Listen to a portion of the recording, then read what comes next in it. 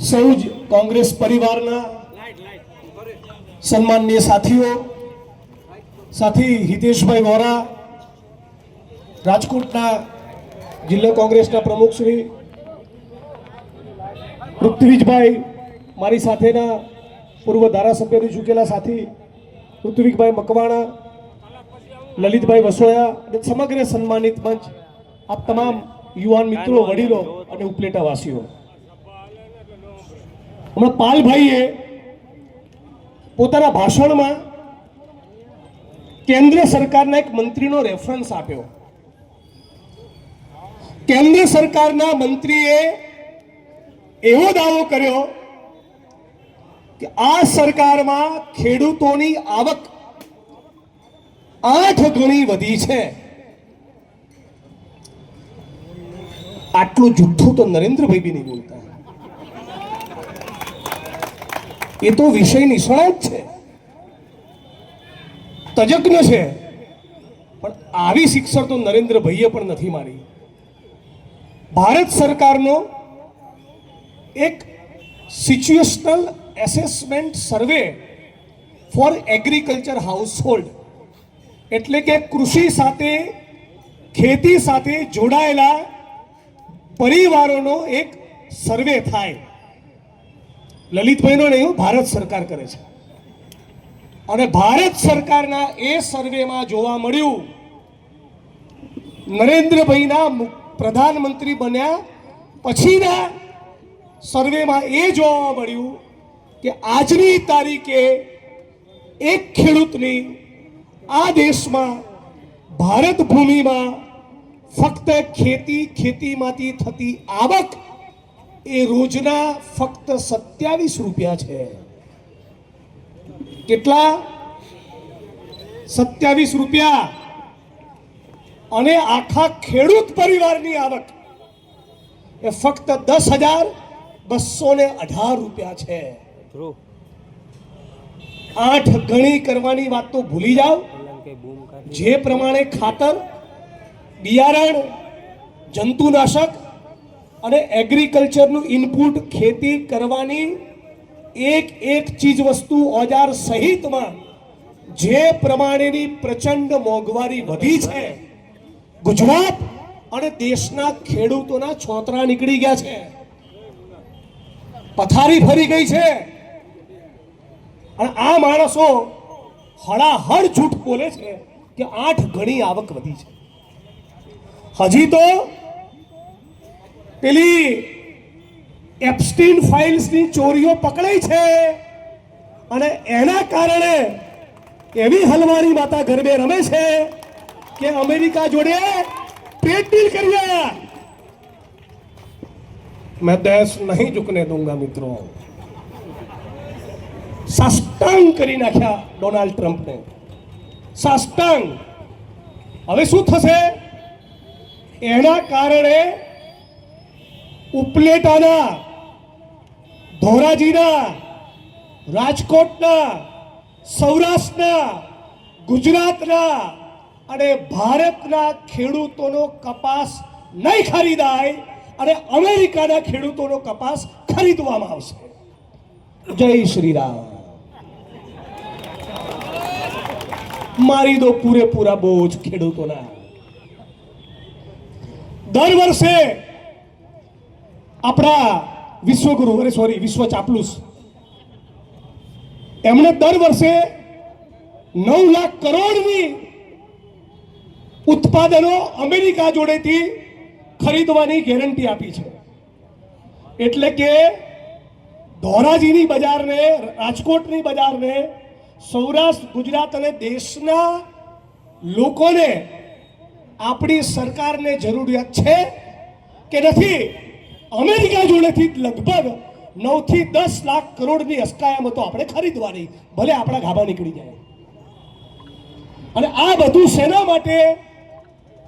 કે કોઈ નેતાનો કાંડ, વિપક્ષના કોઈ નેતાનો કાંડ, વિપક્ષના નેતાની કોઈ સેક્સડી સત્તાધારી પાર્ટીના હાથમાં આવ્યું હોય તો કેવું કાંડું મરુડે કે ભાઈ આ મુદ્દે તારે બોલવાનું નહીં. એ જ વસ્તુ આપણા 56 ઇંચવાળા વિશ્વ ચાપલુસ જોડે થઈ છે. એપ્સ્ટીનની ફાઇલોમાં બરાબરના એવા ગુલ ખીલાવ્યા છે. એ તમે કલ્પના તો કરો, 8 વર્ષની, 10 વર્ષની, 12 વર્ષની માસૂમ દીકરીઓ, એમાં ભારતની પણ દીકરીઓનો સમાવેશ થયો છે. ભારતની પણ એક પીડિતાનું નામ ખુલ્યું. 8 વર્ષની, 10 વર્ષની, 12 વર્ષની દીકરીઓ, એને આખી દુનિયાના પૂંજીપતિઓ, ઉદ્યોગપતિઓ, કોર્પોરેટ કંપનીઓના માલિકો, એકથી વધારે દેશના પ્રધાનમંત્રી, રાષ્ટ્રપતિ અને કહેવાતા મોટા મોટા સેલિબ્રિટીઝ એમની ઉપર બળાત્કાર કરે, એના માટે એક આખી વ્યવસ્થા ટાપુ ઉપર ગોઠવી હતી. તમે કલ્પના કરો, આપણો દેશ, એ દેશ, એ માટી, જે રોજ સવારે ઉઠીને ભારત માતાની જયનો નારો લગાવીએ છીએ, આપણે લગાવીએ છીએ કે નહીં? આ દેશ માટે, આ માટી માટે 23 વર્ષની ઉંમરે શહીદ આઝમ ભગતસિંહે બલિદાન આપ્યું કે નહીં?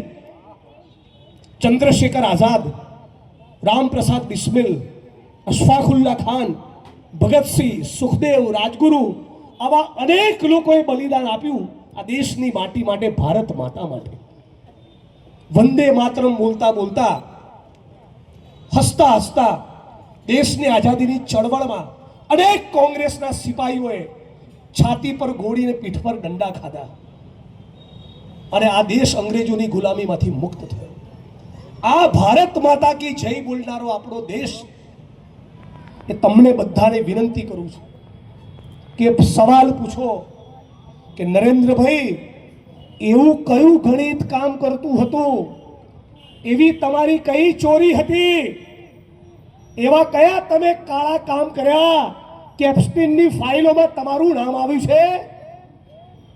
આખી દુનિયાનો સૌથી મોટો સેક્સ મેનિયાક, આખી દુનિયાનો, વર્લ્ડનો, અને જેની સામે ગુનો સાબિત થઈ ગયો, એના પછી આપણા વિશ્વગુરુ એમની સલાહ લેવા જતા હતા.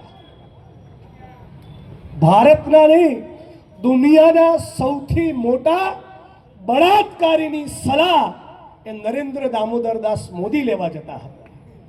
અને એક મોટી ચેનલ વાળાની ઓકાત નથી, એક કે આના માટે 1 મિનિટ પણ વિડીયો બનાવીને બતાવે. 1 મિનિટ. આમને ઓળખી લેજો, આ તો સારા માણસો, બધા મિત્રો જ મારા, રાષ્ટ્રીય ચેનલોની વાત કરું છું. હવે કલ્પના કરો કે એપ્સ્ટીનની ફાઇલમાં ઇન્ડિયાલેન્ડ્સના કોઈ નેતાનું નામ આવ્યું હોય, 8 કોલમનું ન્યૂઝ કરે અને દિવસમાં 20 વખત બતાવ્યું હોય, 20 વખત.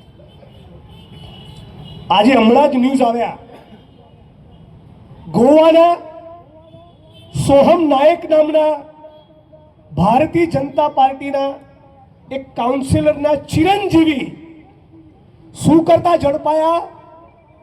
25 થી વધારે માઇનર, એટલે કે 18 વર્ષથી નાની ઉંમરની નાબાલિગ દીકરીઓ સાથે છેડતીના કાંડમાં, સેક્સ્યુઅલ હેરેસમેન્ટના કેસમાં પકડાયા. ગોવાના ભારતીય જનતા પાર્ટીના કાઉન્સિલરના ચિરંજીવી, એમના કુળદીપક. અને આ પછી આપણી વચ્ચે તિરંગો લાઈન કહેશે, બોલો વંદે માતરમ, બોલો ભારત માતા કી જય. અમને ઓળખી લો. આખા ગુજરાતની અંદર ખૂણે ખૂણે ડ્રગ્સનો કાળો કારોબાર ચાલી રહ્યો છે, ડ્રગ્સનો કાળો કારોબાર. નરેન્દ્રભાઈ જ્યારે ગુજરાતના મુખ્યમંત્રી હતા, આનંદીબેન પટેલ જ્યારે ગુજરાતના મુખ્યમંત્રી હતા, માનનીય વિજયભાઈ રૂપાણી જ્યારે ગુજરાતના મુખ્યમંત્રી હતા, ત્યારે પણ આટલું ડ્રગ્સ આપણા ગુજરાતમાં કોઈ દિવસ જોયું નહોતું. આજે મને 45 વર્ષ થયા. આપણે જ્યારે કોલેજમાં ભણતા, મારી ઉંમરના યુવાનો, અને હું જે દિવસે ધારાસભ્ય બન્યો 2017ના ડિસેમ્બરમાં, ત્યાં સુધી કોઈ એવું કે ડ્રગ્સ, તો આપણા મનમાં શું છબી આવતી કે મુંબઈમાં, બેંગ્લોરમાં, ગોવાની કોઈ પાર્ટીમાંથી પકડાયો છે. ઉદ્યોગપતિઓના, પૂંજીપતિઓના નબીરાઓ આનો કારોબાર કરતા હશે. બોલિવૂડની કોઈ પાર્ટીમાંથી ડ્રગ્સ પકડાયું હશે, કોઈ ક્રિકેટરો કે સેલિબ્રિટી એને વાપરતા હશે, એ ડ્રગ્સનો ઉપયોગ કરતા હશે. પણ આજે આપણા ગુજરાતમાં તમે જાણો છો કેટલા ડ્રગ્સ યુઝર્સ છે? 2026ના આપણા ગુજરાતમાં ડ્રગ્સ યુઝર્સનો આંકડો 2019માં લલિતભાઈ ભારત સરકારના સમાજ કલ્યાણ વિભાગનો રિપોર્ટ આવ્યો, રિપોર્ટ દબાઈ દીધો. હું હમણાં હાઉસમાં બોલ્યો હતો. 2019માં ભારત સરકારના સમાજ કલ્યાણ વિભાગના રિપોર્ટ પ્રમાણે ગુજરાતમાં ડ્રગ્સ યુઝર્સનો સત્તાવાર આંકડો 19 લાખ છે. હવે 2019 થી 2026 આ 5-7 વર્ષના ગાળામાં વધારે નહીં બીજા 5 લાખ ઉમેરાયા હોય તો પણ 24 થી 25 લાખ ડ્રગ્સ યુઝર્સ એ આપણા ગુજરાતમાં પેદા થઈ ગયા. આ 25 લાખ ડ્રગ્સ યુઝર્સ, ડ્રગ્સ લેનારા પૈકી ખાલી 20% જ બંધાણી બન્યા હોય, ખાલી 20%. એવો નાનો આંકડો ગણીએ તો પણ 5 લાખ લોકો ડ્રગ્સના બંધાણી થઈ ગયા. ખાલી 1-2 વખત લેનારા નહીં, બંધાણી. એવા બંધાણી કે નિયમિત ડ્રગ્સ ના મળે તો પોતાની માનો ગળાનો દોરો તોડીને પણ ડ્રગ્સ ખરીદવા જાય. કોઈકને છરી મારવાની હોય તો છરી મારી દે, મર્ડર કરવાનું હોય તો મર્ડર કરી દે, કાળા કામને અંજામ આપવાનો હોય તો કાળા કામને અંજામ આપીએ, પણ ડ્રગ્સ તો જોઈએ જ. એવી તલબ જેને પેદા થઈ હોય એવા માણસો આપણા ગુજરાતમાં 5 લાખથી વધી ચૂક્યા છે. હવે મેં તપાસ કરી તો ખબર પડી કે રાજ્ય સરકાર વ્યસન મુક્તિનો કાર્યક્રમ ચલાવે છે. તેમાં ડ્રગ્સના વ્યસનમાંથી મુક્ત કરવાનો પ્રોગ્રામ કેવો ચાલે છે તો એની તપાસ કરતા ખબર પડી દર વર્ષે આપણી વાઇબ્રન્ટ અને સ્વર્ણિમ ને ગતિશીલ ગુજરાતની સરકાર દર વર્ષે 28 થી 3000 લોકોને જ ફક્ત ડ્રગ્સ મુક્ત કરાવી શકે છે. મતલબ કે 3000 લોકોને એક વર્ષમાં ડ્રગ્સ મુક્ત કરાવે તો 10 વર્ષે 30,000 લોકો અને 100 વર્ષે 3 લાખ લોકો. એટલે આજની ગતિએ ડ્રગ્સના બંધારીઓને આ ચુંગાલમાંથી મુક્ત કરતા ગુજરાતની ભાજપ સરકારને 250 વર્ષ થાય.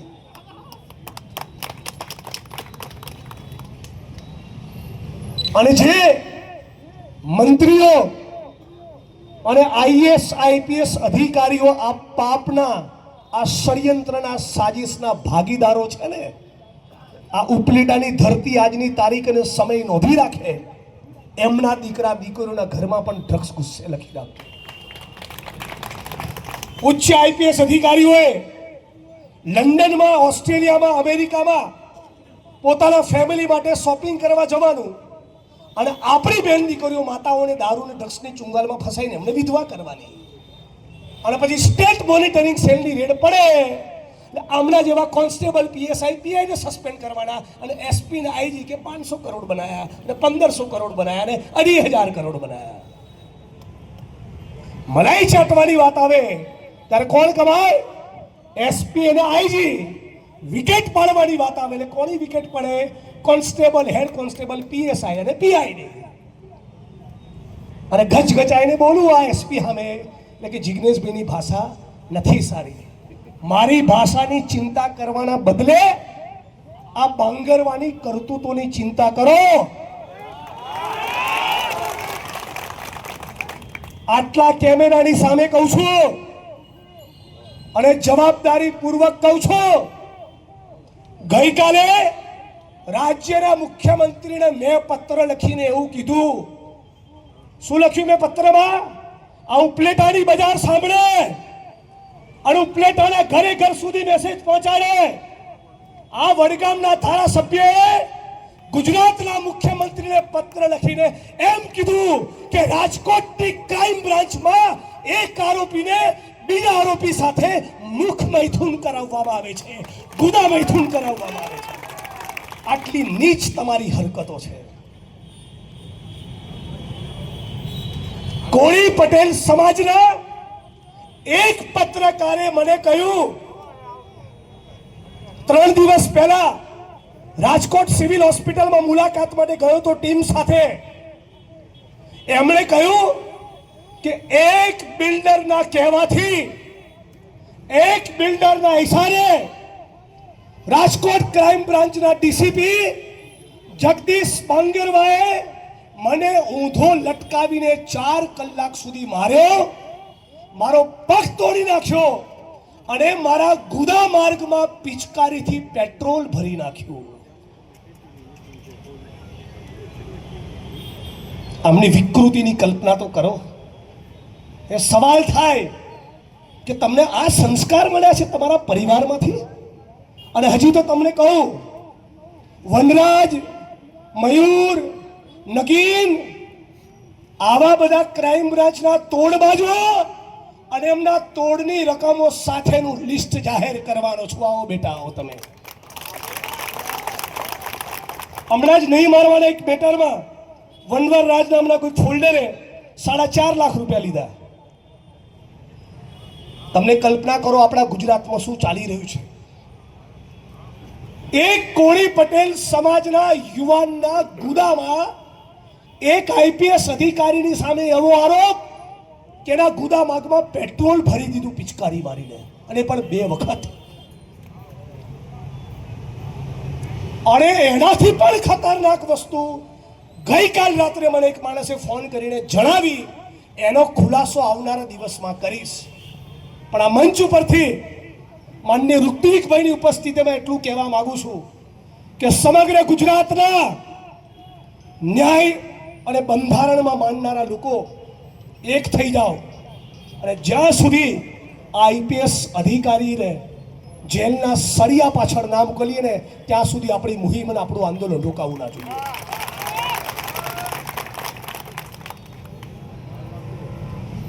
આજે સાથીઓ આપણી સામે એક પડકાર છે. 28 વર્ષથી ભારતીય જનતા પાર્ટીનું આ શાસન, અને ગુજરાતની તમે હાલત તો જુઓ. એક જિલ્લાનો એક તાલુકો બચ્યો છે, એક ગામ બચ્યું છે જ્યાં દારૂના અડ્ડા ના હોય. એક ગામ નહીં, એક ગામ નથી, એક તાલુકો નથી બચ્યો. એક એસપી મહિને 25-50 લાખથી 5-5 કરોડ રૂપિયા સુધી કમાય છે. એવા ગુજરાતમાં જ્યાં 100માંથી 40 બાળકો કુપોષિત છે. મને તો ઋત્વિકભાઈ ઘણીવાર એવું કહેવાનું મન થાય કે તમે તમારા પાપની જે કમાઈ કરો છો, એ પાપની કમાઈના, ધારો કે કોઈ મહિને 2 કરોડ કમાતું હોય એસપી, એ પાપની કમાઈના 10% એટલે 20 લાખ રૂપિયા પણ એ જિલ્લાના બાળકોના શિક્ષણ કે કુપોષણ દૂર કરવા માટે વાપરતો હોય ને તો કદાચ તમને 2 માણસ વખાણે. પણ દુઃખ સાથે કહેવું પડે છે કે ગુજરાતમાં મહિલા એસપી જે મહિલા છે અને જિલ્લાના પોલીસ વડાનું પદ સંભાળે છે, અને એ જે મહિને 1 કરોડ, 1.5 કરોડ, 2 કરોડ, 3 કરોડ કમાતા હોય છે, તોડબાજીમાંથી, જમીનની ડીલોમાંથી, સરકારની ચાપલૂસી કરી, નેતાની ચાપલૂસી કરી, દારૂ, ચરસ, ગાંજામાંથી એ 2-5 કરોડની કમાણીના 10-15-20% પણ મહિલા એસપી પણ એ જિલ્લાની દીકરીઓને માસિક સ્ત્રાવમાં સારી ક્વોલિટીનું સેનિટરી પેડ લઈ આપવા તૈયાર નથી. આ પરિસ્થિતિ છે. સાથીઓ, લાંબુ નથી કહેતો, તમે બધા જ સમજદાર છો. તમે મારા મોટા ભાઈ લલિતભાઈ વસોયાની મહેનત, નિષ્ઠા, પ્રમાણિકતા અને એમના સંઘર્ષના મારાથી પણ વધારે મોટા સાક્ષી તમે છો. તમારી જવાબદારી છે કે આવા મજબૂત, નિષ્ઠાવાન સાથી, નેતા, આગેવાનને સાચવવાની જવાબદારી એ તમારી છે. એટલે હું ઈચ્છા રાખું છું કે તાલુકા, જિલ્લા પંચાયતની ચૂંટણી તો ખરી જ, એમાં તો ઉપલેટા રંગ રાખશે જ, એમાં તો કોંગ્રેસનો ગુલાલ ઉડશે જ, પણ 2027ની ચૂંટણીની અંદર પણ લલિતભાઈ જેવા સાથી એ ફરી એકવાર ગુજરાતની વિધાનસભામાં આવે, જો પક્ષ એમને ટિકિટ આપે તો તો મને આનંદ થશે એ વાતનો કે ઉપલેટાની જનતાએ એમની મજૂરીનું વળતર ચૂકવ્યું. છેલ્લે એક જ વાત કહીને મારી વાણીને વિરામ આપું છું કે ઘણીવાર આપણને એવું લાગતું હોય છે આ બ્રિજ છે ને એ બહુ ભંગાર બનાવ્યો છે. ઘણીવાર આપણને એવું લાગતું હોય છે કે આ રોડ છે ને એ બહુ ભંગાર બન્યો છે. ઘણીવાર થતું હોય કે હોસ્પિટલમાં સાધનો નથી અને સાધન હોય તો ડૉક્ટર નથી. ઘણીવાર એવું થતું હોય કે સરકારી શાળાઓ ખોટી બંધ થઈ રહી છે, સારી ક્વોલિટીની યુનિવર્સિટી કે લાઇબ્રેરી નથી. આ બધું જોઈતું હોય ને તો પહેલાં શું કરો કહું? પહેલાં તમારા ગામમાંથી ચરસ, ગાંજો અને દારૂના અડ્ડા બંધ કરાવો. કેમ ખબર છે? એટલા માટે કે ચરસ, ગાંજો, દારૂ અને ડ્રગ્સનો કારોબાર એ બંધ કરાવવા માટે તમારામાં જે હિંમત જોઈએ ને એ હિંમત તમારામાં એકવાર આવી, બાકીનું તો તમે જાતે કરાવી લેશો. રાહુલજીનો નારો છે, મારો भी फेवरेट नारो है, डरो मत. डरवानों से ना थी, ये धरती अपने आप की नहीं किसी के बाप की. भगत सिंह नो देश છે યાર. કોનું ગુજરાત છે? સરદાર વલ્લભભાઈ પટેલની આ ધરતી છે. ઇન્દુલાલ યાજ્ઞિક અને રવિશંકર મહારાજનું ગુજરાત છે. સુખદેવ રાજગુરુ અને શહીદ આઝમ ભગતસિંહનો દેશ છે. બંધારણ કોણે લખ્યું છે? ડૉક્ટર ભીમરાવ બાબા સાહેબ આંબેડકરનું લખેલું બંધારણ છે. કોના બાપથી ડરવાનું હોય? ખોટું કરનારા ઓફિસરો અને નેતાઓ સમજી લેજો, આજ ગુજરાતની જનતા સામે તમારો હિસાબ થશે. મારે તો 45 જ થયા છે. આજ ગુજરાતની જનતા સામે તમારો એક એક પાઈનો હિસાબ આજ જન્મમાં થશે. અત્યારે ઓછી ચરબી કુદાવશો તો ભવિષ્યમાં તમારા હિતમાં રહેશે. અત્યારે ફાટવા કરશો તો ભવિષ્યમાં તમારા વધારે ગૂંચ વાગશે. અને ભારતીય જનતા પાર્ટીમાં જે 65, 70, 75ના છે એમનો તો કદાચ કોઈને દાવ લેવાનું મન નહીં થાય, પણ અત્યારે 35, 40, 45 વાળા જે છે એ તમારા સિનિયરોના ઇશારે કામ ન કરતા, એ ઓફિસર હોય કે નેતા હોય, કેમ કે તમને 35, 40, 45 થયા તો મને 45 જ થયા છે અને મારો સંન્યાસ લેવાનો કોઈ પ્લાન નથી. અને જે દિવસે સત્તાનું સમીકરણ બદલાયું ને, સહેવાગ જેવી બેટિંગ કરીશ, યાદ રાખજો. અત્યારે તો વિપક્ષમાં છું તોય આવી કસરત કરાવું છું. જે દિવસે પાવરમાં આવ્યા કેટલાકે નોકરીઓ મૂકી દેવી પડશે. જય ભીમ, જય ભારત, જય કોંગ્રેસ, જય સંવિધાન.